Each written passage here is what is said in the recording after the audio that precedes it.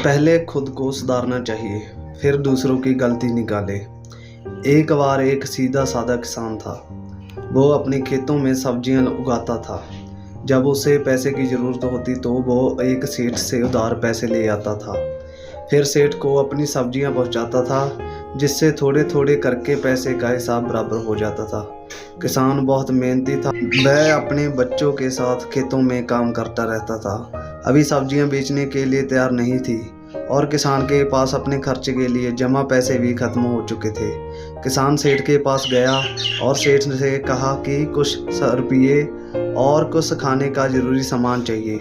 सेठ जी ने कुछ रुपये किसान को दे दिए और घर का कुछ खाने का सामान जैसे चावल, चीनी, आटा, दाल आदि भी दे दिए। किसान सभी सामान को अपने घर ले आया। कुछ दिनों बाद किसान की सब्जियां बेचने लायक होगी और किसान को सबसे पहले सेठ से, फिर सेठ से लिए पैसे और सामान के बदले में सेठ की सब्जियां देनी थी। किसान सब्जियां लेकर तोलकर इकट्ठे करके सेठ जी के पास ले गया।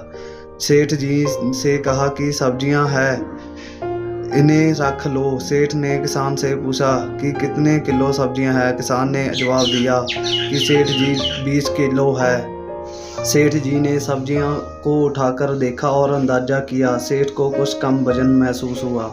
सेठ ने दोबारा किसान से कहा कि सब्जियां का वजन सही बताओ, नहीं तो मैं अपने पास रखे कांटे पर तोल लेता हूँ और अगर कम वजन हुआ तो दुगने पैसे।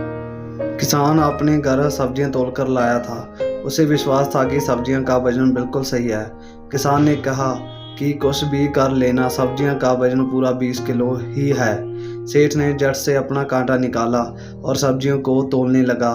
तब सारी सब्जियां को तोल लिया तो सब्जियां का वजन कुल 16 किलो ही निकला। अब सेठ ने किसान से कहा कि तुम मुझे हर बार इसी तरह ठग रहे थे। मैं तुमसे अपने दोगुने पैसे तो लूँगा, साथ ही तुझे जेल में भी बंद कराऊंगा। किसान बेचारा कुछ नहीं बोला और सहमा सा घर आ गया। अपने अगले दिन किसान को पुलिस पकड़कर कोर्ट में ले गई, जहां सेठ ने कहा कि मुझे अपने पैसे दोगुने चाहिए। साथ ही मैं इस किसान से पिछले 5 साल से सब्जियां खरीद रहा हूं, जिसका मुझे अलग से हर्जाना चाहिए। किसान परेशान था कि इतने पैसे कहां से चुकाऊंगा।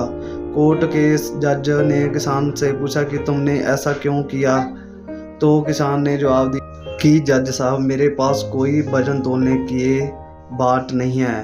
मैं सेठ जी की दुकान से 5-5 किलो के सामान लेकर गया था।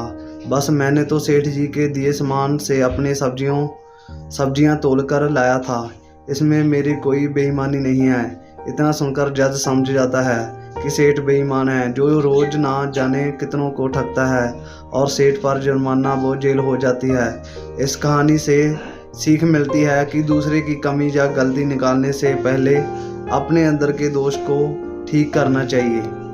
तो हेलो फ्रेंड्स, तो आपको ये कहानी कैसी लगी और अन्य कहानी को सुनने के लिए हमारा channel motivation Guri Hindi and Punjabi कहानियाँ सब्सक्राइब करें। Thank you.